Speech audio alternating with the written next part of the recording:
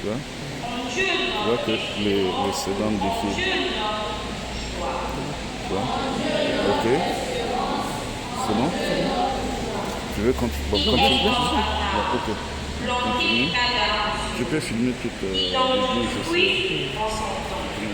Et jamais confia sur l'heure. En tout ceci, notre réussira. En Dieu notre espérance, en Dieu notre joie. En Dieu notre espérance, en Dieu notre joie. Tel n'est pas le sort des méchants. Ils s'en prennent la paille balayée par le feu. Le Seigneur connaît le chemin des justes, mais le chemin des méchants se perdra.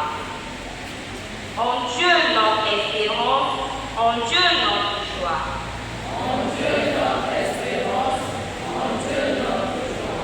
En Dieu notre espérance, en Dieu notre joie.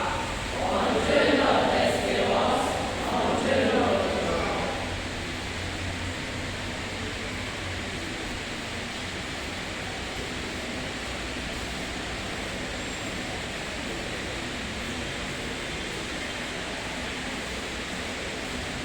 Deuxième lecture.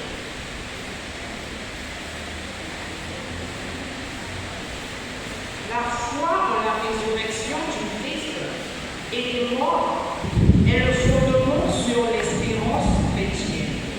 Écoutons cela dans la lecture de la première lettre de Saint Paul apôtre aux Corinthiens, au chapitre 15, le verset 12, puis le verset 16 au verset 20.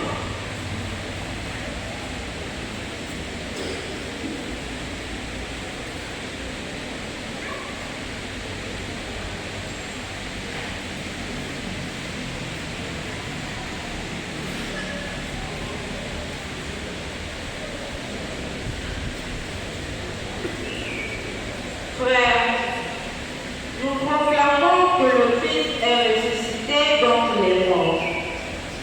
Alors, comment certains d'entre vous peuvent-ils affirmer qu'il n'y a pas de résurrection des morts?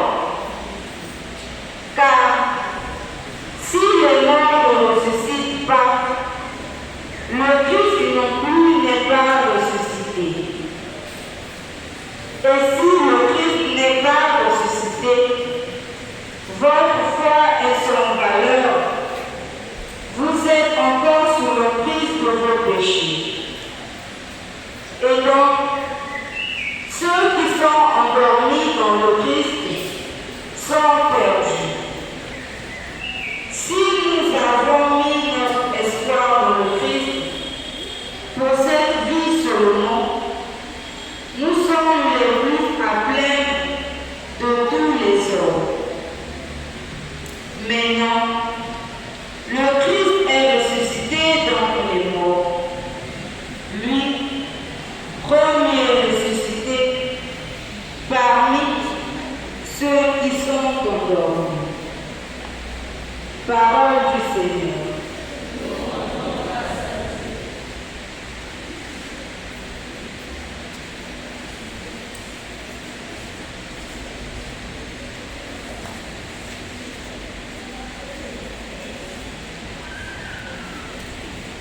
À présent, bien-aimés, tous nous nous levons pour acclamer et écouter la bonne nouvelle de Jésus-Christ selon Saint Luc.